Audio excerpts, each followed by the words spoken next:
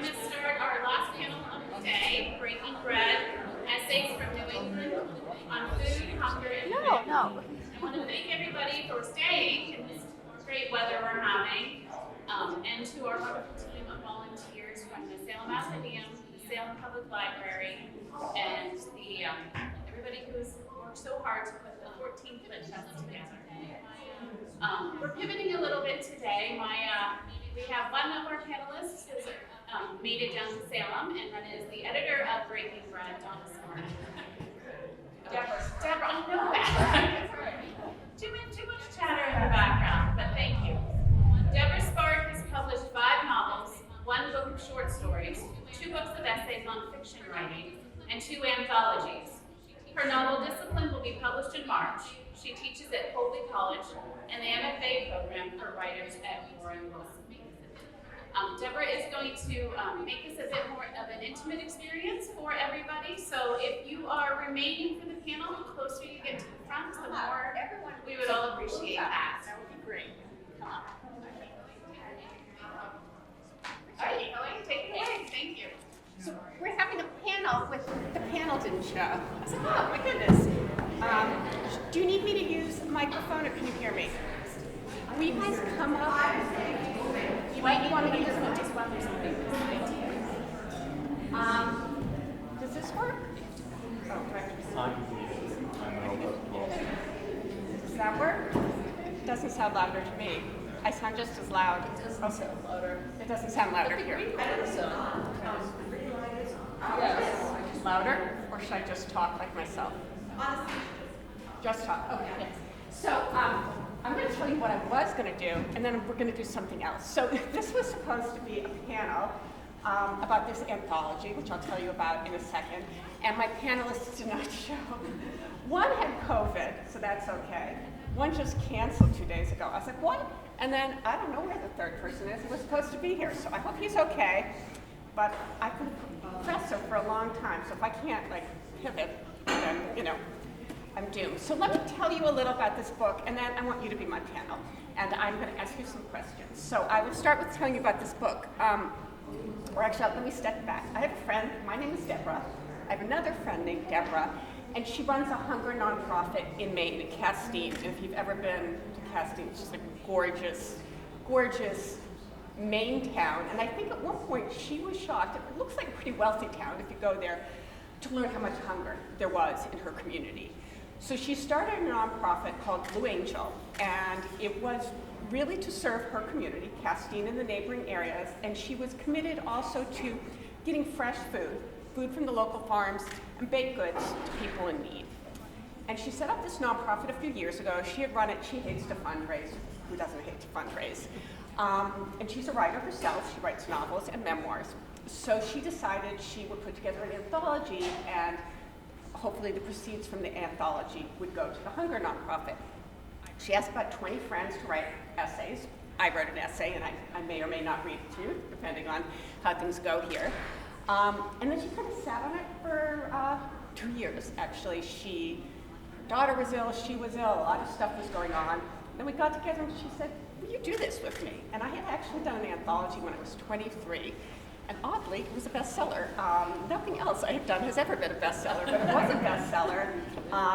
So I did have some experience, although it went way back. And I was actually kind of thrilled because I was between 2 projects. I just finished this novel that's coming out. I always, actually makes me think of the mystery writers talking about when they get into the next project. When I finish something, I panic and think I'll never write again, I'll never get another idea. So this project came in my sort of fallow period, which was nice.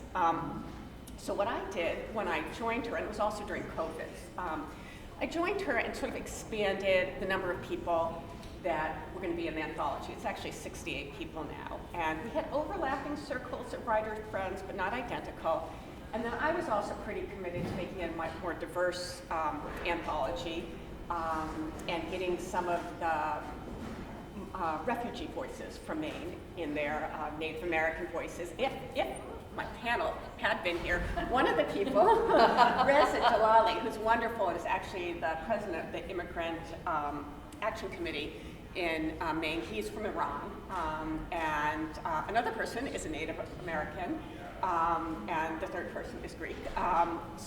So at any rate, we put this anthology together, and it has some heavy hitters in it. We have Pulitzer Prize winners, we have MacArthur winners even. We have some really big name writers, and also some lesser name writers. Kind of runs the gamut. And the way this sort of anthology fell out is that it seemed that what people wrote about, we were afraid there might be like duplicates, kind of fell into categories, but no one did the same thing. So a whole bunch of people wrote about favorite foods, which was kind of fun, or things they didn't like to eat. A whole bunch of people wrote about hunger, being hungry. One person who was from Iran wrote about literally starving when he was in a prison camp. One particularly great essay, I think, a man from Waterville, Maine, wrote about his mother being the lunch lady and being ashamed of the mother being a lunch lady, and then as an older man being ashamed of his shame and sort of wanting to make it up to his mother. Another woman, I think she wrote this wonderful thing about coming from a family where it was sort of characterized by a sense of lack related to food. And the first time she saw it kind of a fancy food store, a gourmet food store, how into it she was, because she just loved the plenty of it. And that she wanted to, when she had her own children, have that sense of plenty in her own life. And then sort of a third section was love and loss, food that was used to woo people, or food that maybe you associate with a death, the last thing that a beloved parent ate, or a favorite food of a sibling who died, or something like that. And then the final section was family and community. And I think that the anthology ended up being a bestseller, actually, oddly, just in Maine, but last summer. And although it's called Essays from New England on Food, Hunger, and Family, it's only essays from Maine, and the publisher said if we put Maine there, no one would buy it. So it's a bit of a lie. I was like, I don't think we should lie. I think we're in a time when it's really important to tell the truth. She said, well, Maine is New England. I was like, okay. At any rate, there are also some cookbook authors in the book. So, look at the time. What I'm going to do is I'm going to read you my essay, and then I'm going to engage you. So stick around. I think my essay will take about 15 minutes to read.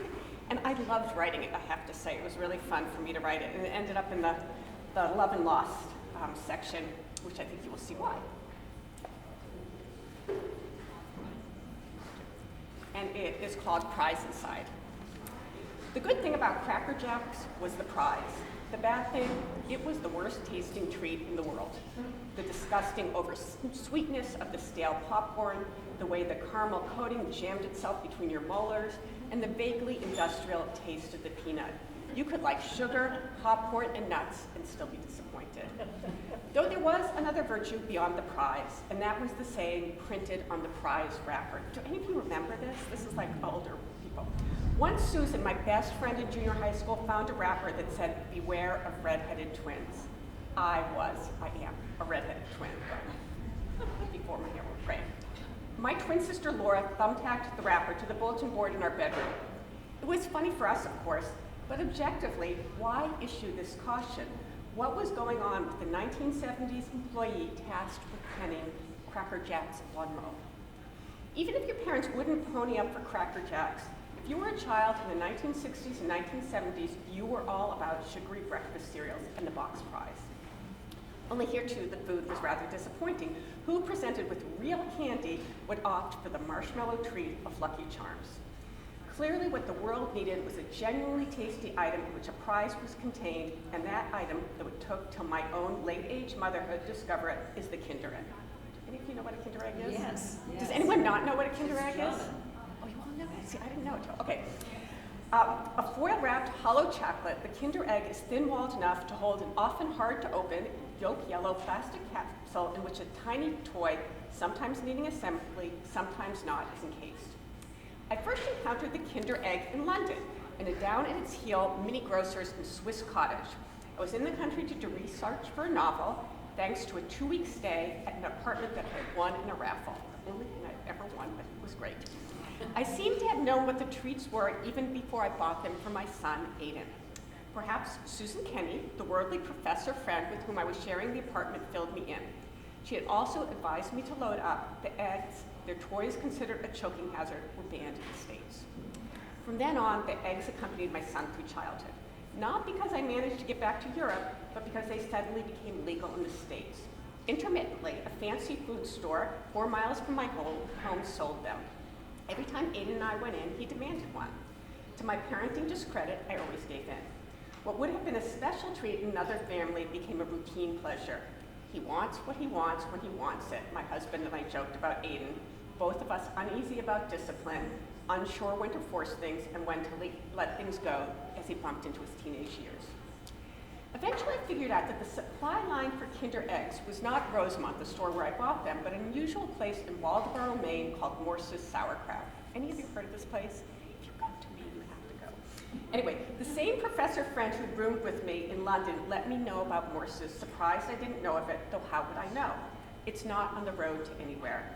Instead, if you happen to be traveling along Route 1, the road that tourists take to the coast, you make a left at a bread bakery, then drive 7 miles, each mile suggesting you're not headed where you intended.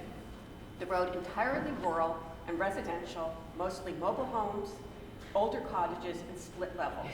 Plenty of trees and shrubby greenery, but none of the tailored flowered beds you see in more affluent parts of the state. At just the point when you think, no, this can't be right, an abandoned barn appears, its red paint peeling, with the word Morse's, white and also peeling, painted on it. So you've come to the right place, only decades too late. But if you look to your left, you see a windowless red-brown building, part wood, part concrete block, with a sandy parking lot and a surprising number of cars. A small sign illustrated with dancing sausages announces that this is indeed Morse's, a Euro deli. The door opens onto 2 rooms packed with foodstuffs. The eponymous sauerkraut is on a far wall in a refrigerator case next to a cheese and sausage counter. Closer at hand, an array of Dutch, Viennese, Swiss, and German cookies, candies, and other treats. In between are shelves and refrigerators, cases loaded with pierogies, Knorr bouillon packets, elderflower spritzers, exotic spices, fancy mustards, and more. The exterior of the store is in Waldoboro, Maine. The interior appears to be in Europe, and maybe not in the 21st century.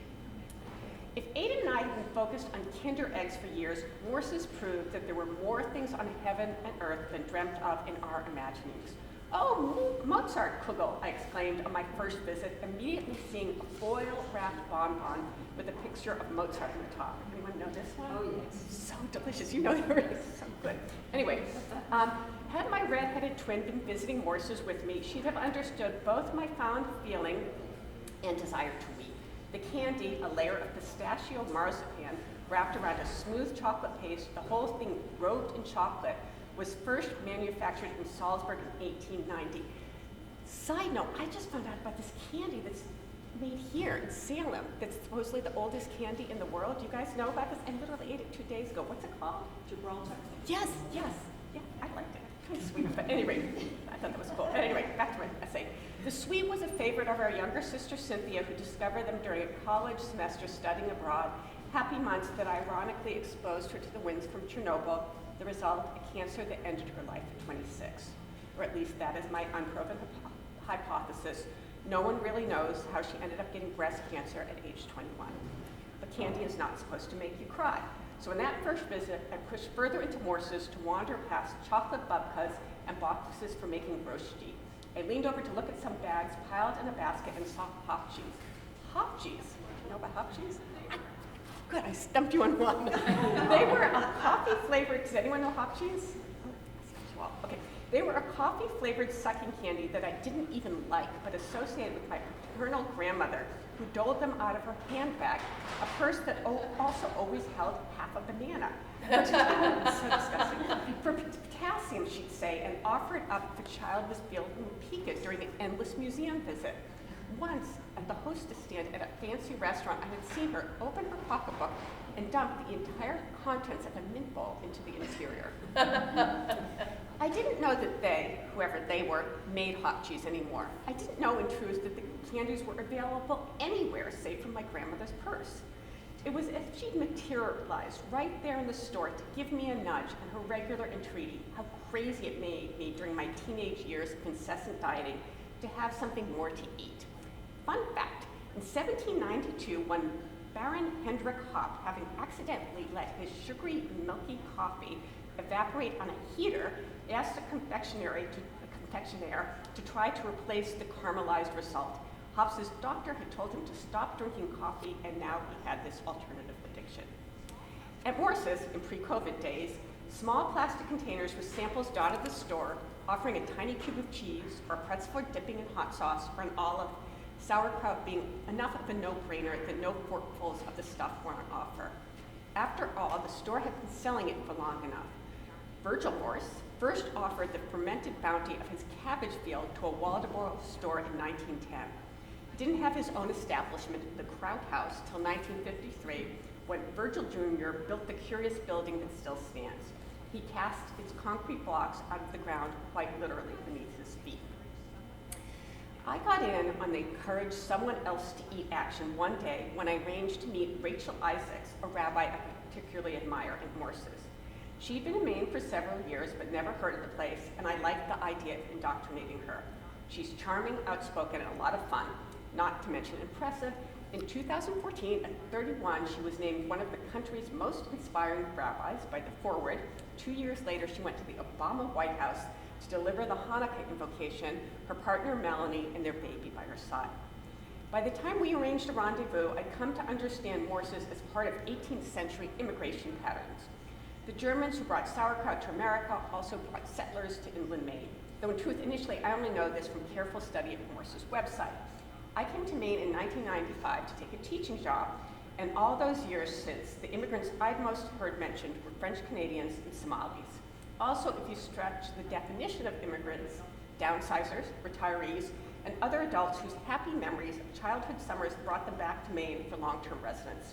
And no reason to slight this varied group's culinary contributions to Maine, which include ploys, tortilla pie, African vegetables, roasted Brussels sprouts, and kale salad. When I arrived for my visit with Rachel, she's already been at Morse's for a few minutes and is as delighted as I by the plethora of goods on the shelves. I have the idea that I will tell her at some point that I once wrote a short story where a woman bites into a Kinder egg and finds a little rabbi inside. My finest literary moment, it is my favorite short story of my own.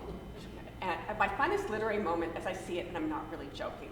But maybe that will not be something an actual rabbi would find amusing. Walking around the store, Rachel says, I used to think all this stuff was Jewish until I realized it was just European. We pass a shelf with boxes of Turkish delight. As a child, I had been fascinated by the treat simply from reading The Lion, the Witch, and the Wardrobe. C.S. Lewis made the stuff sound fantastically delicious, only I hated it when I finally tasted it. Rachel laughs when I relate this, as she'd had the exact same experience with the book, and the candy. Morse's has a tiny restaurant where various meat products are on offer. Not so enticing since I'm largely a vegetarian and Rachel is kosher. But we slip into a dark wood booth and make a meal of pierogies and sauerkraut. We talk about this and that, Colby College, where we have both worked, Trump, Israel, our families, our partner's pregnancy, what it was like to go to the White House. I share some worries about my son. Emotionally, I have had a crazy year, though what did I expect? I had a teenager, a plastic case I couldn't always pry open. Was he okay or not? I liked the meal with Rachel, but probably won't try the restaurant again. It's not the sauerkraut or beef relish that attracts me to Morse's, but the candy and specialty foods, which were not part of the original vision for the store, but added in 2003 by subsequent owners. Before Rachel and I leave, I noticed some chocolate eggs by the cash register. These are not actual Kinder eggs, which are illegal again on the day of my visit with Rachel, but a rip-off version, produced by a New Jersey company. I feel haughtily dismissive, profoundly uninterested. The very experience of visiting Morse's has taught me that I do not in fact want candy in a toy. I want something hard to find with old world panache. The Kinder egg and the store are one and the same in my imagination. Unremarkable on the outside, magical within. And then I do see a Kinder egg. There are just two, perhaps left over from when they were last legal. And I know I should encourage Rachel to take both. It's just she is the one with young children. But that's not what I do. I make sure one of those eggs lands in my own basket. My greed does not go unpunished, at least in my imagination. I picture myself making a break for it, hopping into my car and peeling out of the parking lot. Before long, I hear a siren, see a flashing light in the rearview mirror, and I have to pull over. What have you gotten there? The policeman asks threateningly, hitting his billy club in his hand. God, not another red-headed twin on the shift. Nothing, I say at first, of my contraband. And then the truth. What do I have in my red Subaru legacy? A Jewish immigrant to Maine from the wilds of Boston, a late middle-aged writer, sister and mother, college professor, tilling not cabbages but mines, a purchaser of an illegal Kinder Egg. The ticket issues has one word: beware. When I get home, my husband Aiden and his girlfriend are all in the kitchen, everyone in a light mood. School is almost out for the year, and in general, we've all been on an upswing after a difficult winter. I start to unload items: an Appenzeller beer, because my husband and I went to Switzerland on our honeymoon, a dandelion and burdick soda, just because it sounds so weird, and amaretti cookies, to which my son is allergic, but which I like because I know a trick where you form the wrapper into a column, light it on fire, and watch it rise into the air while still aflame.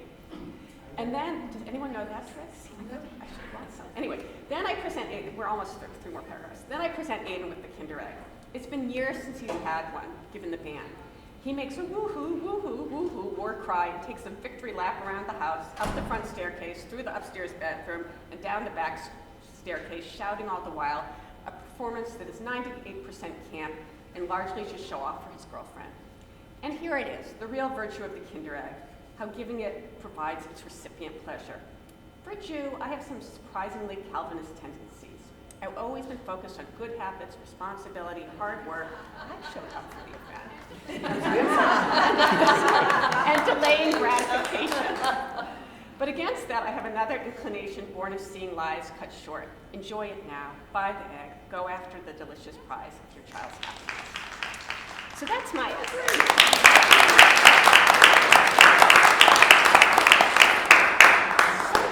longer, and I thought what I would ask you, if you're up for it, is to do a little exercise with me, which is something that Kathy Gunst, who is one of the contributors to the anthology, also a cookbook writer, and she is the resident chef in Here and Now in WBUR.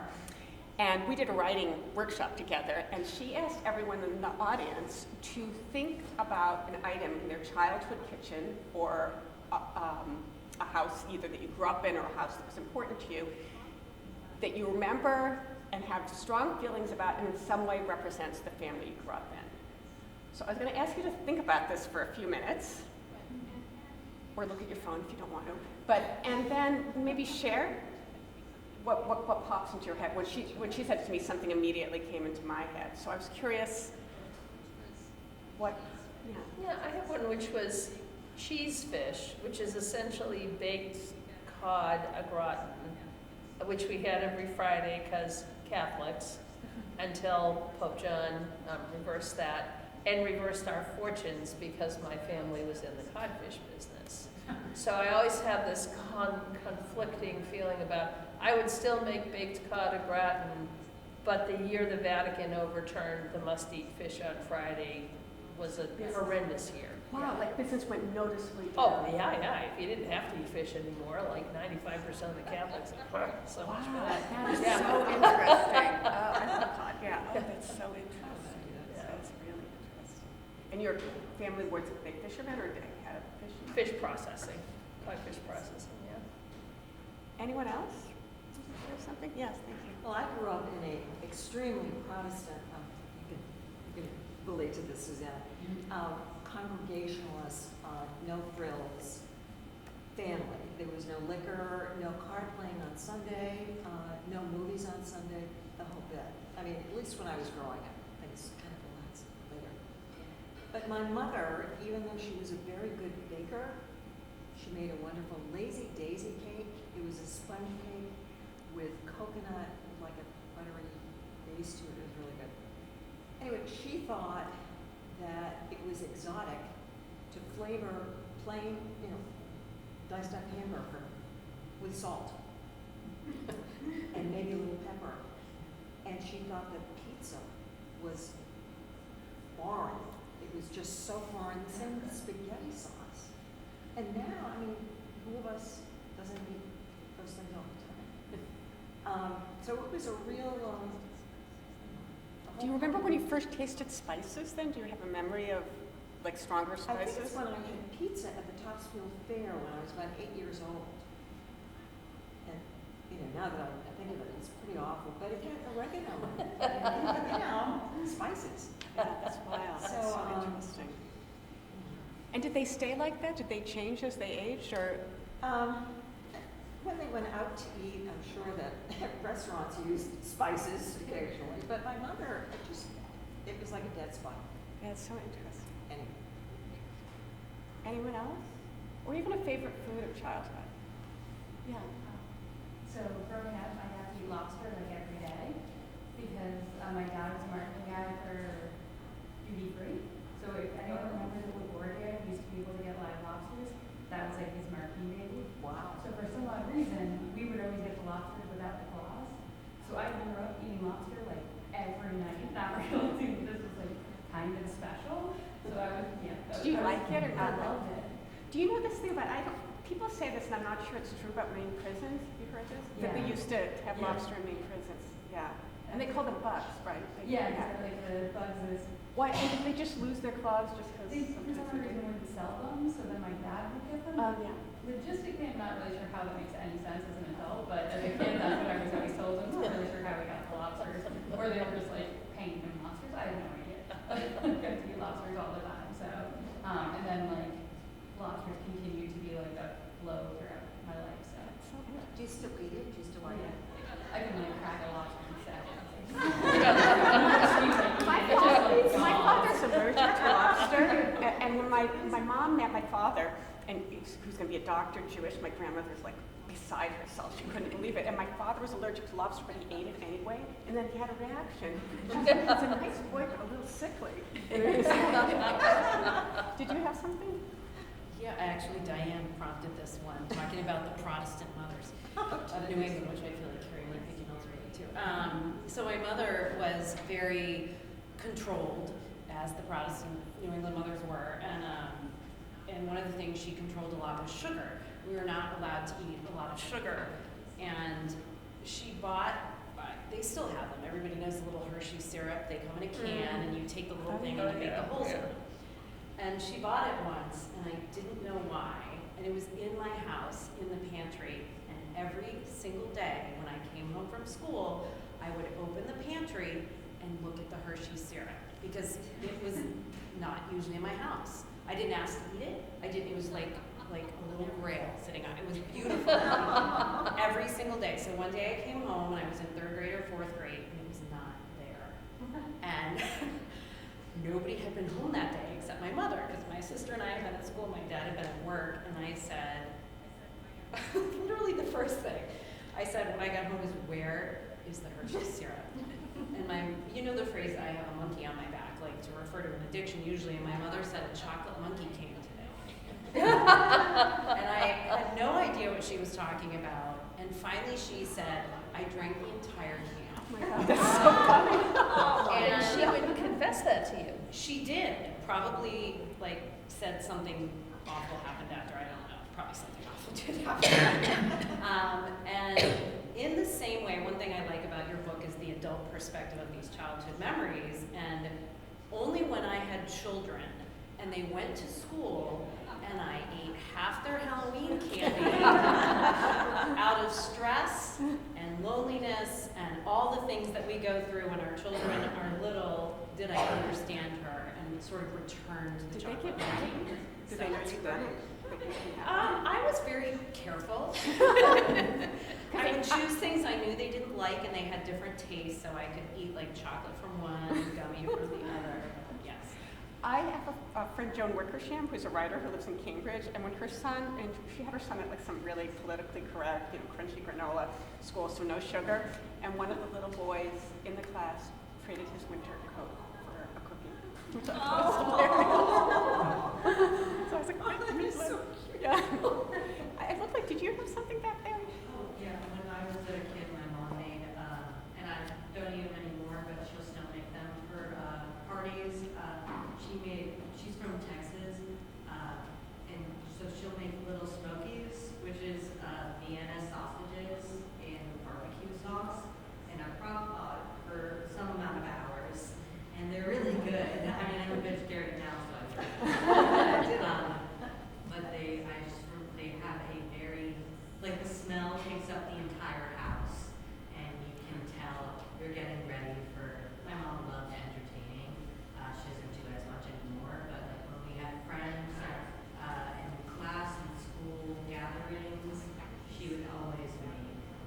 So like that was the smell of the gathering or the party or something? That's great. I love that. Anyone else? Yes. Yeah, come up because I'm so hard of hearing.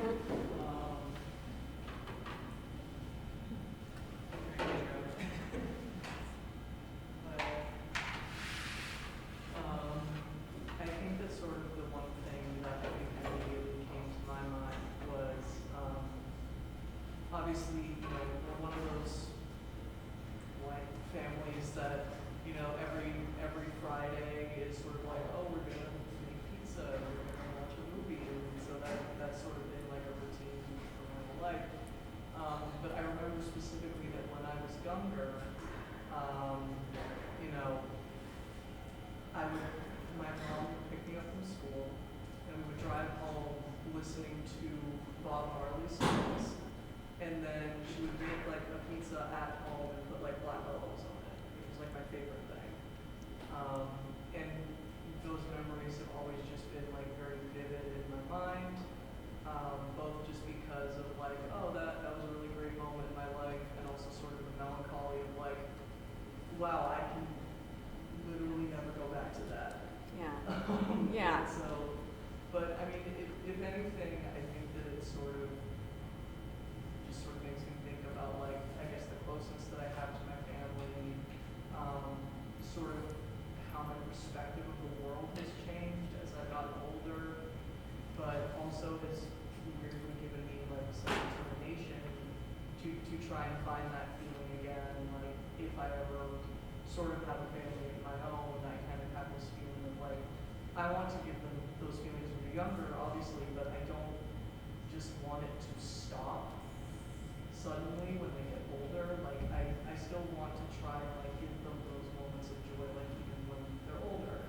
And I've sort of been trying to do that for myself as well. Do you do the Friday thing with like friends now still, the pizza, or? I mean, occasionally, usually it's just with family, but it kind of depends, I guess. But That's yeah, nice. I sort of still That's try and lovely. find that. Thank you. Thank you for that. Yeah, please. So, my mother was French Canadian, so we did a lot of different things that were in that. But and she used to talk about things that when she was a kid, and she grew up in the area of the Point down, which is down near the Shetland Park, if you're familiar with that. And she said that there was no wasting of any food, obviously, back then. So people grew tomatoes, and at the end of the season, you get all these green tomatoes. So you're not going to let them go to waste, so they would everybody would pick them and make pickle with it. Oh. And she said when you would, so you're already in school, so it's like September and everyone's picking like green tomatoes and they start to make it. But first, after they would cook it for hours and hours on the stove, then they would drain the liquid out, but they would put it in pillowcases and hang it outside. So she remembers walking home from school and you walk down the street and everyone has pillowcases hanging in the yard, draining it, and the smell of pickle in the edge. So when they're putting the liquid and So the they tomatoes. cook it on the stove for hours. It's basically water, vinegar, sugar, and some other things. You cut it up with some onions. You cook it for hours on it, which isn't necessary because I discovered that. But anyway, but after that, they would drain a lot of the liquid out. It got very thick and liquid. It's like brownish. Yeah. And so they And so then you put would, it in, and it was pillowcases. and then you just tie empty. it on out in the clothesline because everybody had a clothesline. That's And wild. she remembers walking home from school in the fall. That's an and just amazing image smelling- everyone did. Yes. And then would they put it in jars? Oh Like yeah, after put it in the, jars, and I think some people are really good at decanting. You can keep it forever. Technically. I love that. Instead of vinegar, I still make it because that was the other thing. Like my mother never measured anything, and I had to watch her, so like try to. Do get you her put it in a right. pillowcase? No. Or do you? Do you do anything in a pillowcase when you make it? No. Just a sieve or something? I keep most of the liquid. What do you do with the liquid? I just keep. Oh, keep it in. I just keep it in there. It's like a relic. Yeah, whatever, yeah. a Oh, side that's so dish, but- interesting. I love Yeah, that. just the thought of that, her walking, when she said you would just be able to smell it. Because every French Canadian person in the Did area, it. was all separated by ethnic groups everywhere, like a lot of cities. And you could, just walk down the That's streets. great And image. everybody could make it. I love that. I feel like that belongs in a poem, that image. Yeah. Anyone else? Yeah. And then you just said French Canadian, that reminded me, my mother used to make the new during Christmas and New Year's, but she actually grew up in Croatia, but she got the recipe from a neighbor who's French Canadian. But I hadn't had it in years. My mother just turned 84 last week, but so she hasn't been cooking for a while. But we went to Quebec last Christmas and had it, and I didn't realize they said we made a report. She made beef because my father's Jewish and my mother's Catholic, so she would never put pork in it. She would always do it with beef. But, yeah, so traditionally it's pork, but she would beef. So. Yeah. When I first moved to Maine, I had, I mean, it couldn't be worse for you, and it's so delicious, right? Like, it's so delicious, but yeah. Has anyone else ever had that toward your, because I'd never heard of it until I moved to Maine. Yeah. It's meat pie or tortilla, is what they call it in Quebec. There's also the and when filming you eat as a spread. It's called hot dog. You spread it on bread. One of the Is pieces. the one with like the jelly squeezes the pastry in the fork? Or? That's the pie. Yeah. And that's, you eat that pie. Just make sure we're talking about the same. But then the filling part is you cook it in, that contains it. That's a spread, a cold spread on bread with. What's it called?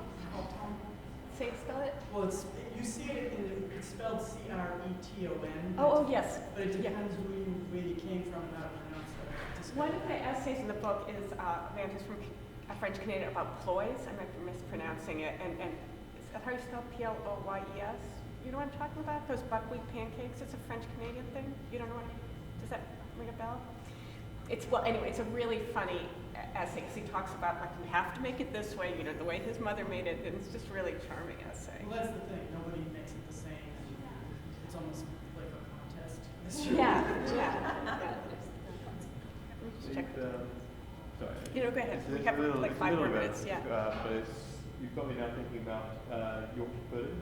So these things that, Catholic.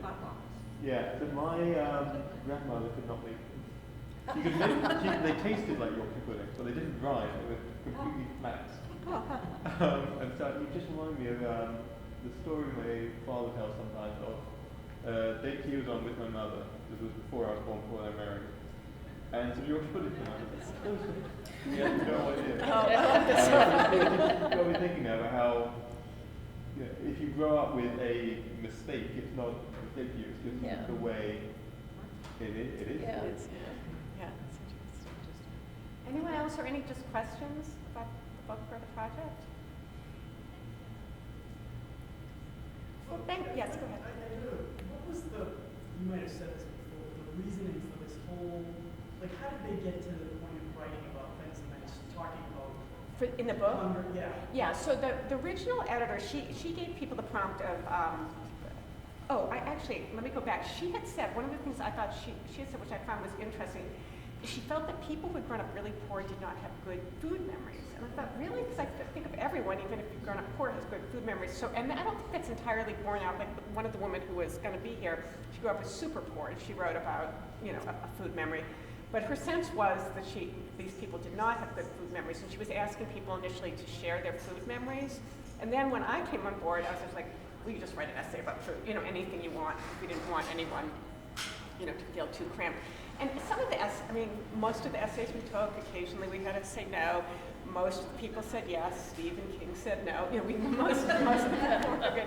I had to get someone to ask him through, because I didn't have his email. But most of the people were really generous. And aside from, I worked for free and Debra worked for free, all the writers gave their work for free. And then the press, which is Beacon Press here in Boston, they actually gave the profits to the Hunger nonprofit too, which I thought was great because normally a publisher won't do that. And one thing I think that made them eager to take the book is they're a press that has a social justice agenda, and they've been wanting to do something with food and hunger. And normally it's hard to get a book placed, but I just emailed the editor. I said, would you consider this? And she lost the email actually, and we were about to go with another publisher, which would not have been as good for us or the book. And then she found the email and said, yes, we want it. She'd only read even a few of it before she took it. I have a question about the cover art, because usually when something is about food, it's bright and colorful, and so there's almost like a, pardon me, but funereal aspect that's to the cover art. But, it's got all these, it's black, it's got all these little main foods on it. Yeah. It's funny, they gave us 2 covers, and they said, which one do you like? And I actually liked the other one better, but Deborah liked this one better. And I thought the other one was very colorful, and she thought it looked like a bad disco record. So but I'm not sure what they were thinking. I mean, it's Because if they wanted to say New England instead of Maine to like attract the browser or whatever, I'm like, yeah. I don't know. So, one of the funny, maybe just to finish up, one of the funnier I thought essays in the book. There's a Pulitzer Prize winning writer named Richard Ford, and I asked him if he would write something. He goes, I don't believe in food writing. I don't believe in food essays. I was like, okay, I'll write Richard. And then a while later, he emails me and goes, okay, well maybe I'll write something, whatever. And then when he wrote something, it was basically about not liking food, not being into food. People make too big a deal. And it's so cranky, and it kind of cracks me up for being so cranky. But he eventually contributed something to it. So anyway, thank you very much. I'm happy to hang around and answer questions. So funny. Anyway, it's a pleasure, and I love hearing these stories. It's really fun for me. Can I just say one thing? I didn't realize this, but some of the contributors are extremely well-known authors. Richard Russo and Jenny Boylan. Jenny Finney Boylan. Finney Boylan. Yeah, they wrote really great things. Rick wrote something about beans, and actually kind of like what this woman was saying. You were saying, I'm sorry, this woman. you were sitting over there. About her mother thinking everything was foreign. I mean, his mother thinking everything was foreign. And Jenny wrote a really, what you said about pizza. Jenny makes pizza with her family, her children, in a pizza stove back of her house. It's a real ritual. And her essay is about, I think, when they were doing it before the kids went off to college. But then she had us over and we ate that pizza. Oh my God, it was so delicious. So it was really wonderful. Anyway, I see there's food here, so thank you very much, everyone. Thank you. Thank Debra again for coming and for pivoting so quickly to this. I want to give a shout out to our sponsors, the Salem Athenaeum, Salem Public Library, Salem Cultural Council, the Peabody Essex Museum, Wicked Good Books, Salem 5, Copper Dog Books, Cinema Salem, Salem Academy Charter School, the House of Seven Gables, Salem Maritime National Historic Site, Essex National Heritage, Theater in the Open, and the readers like you who have donated to the festival.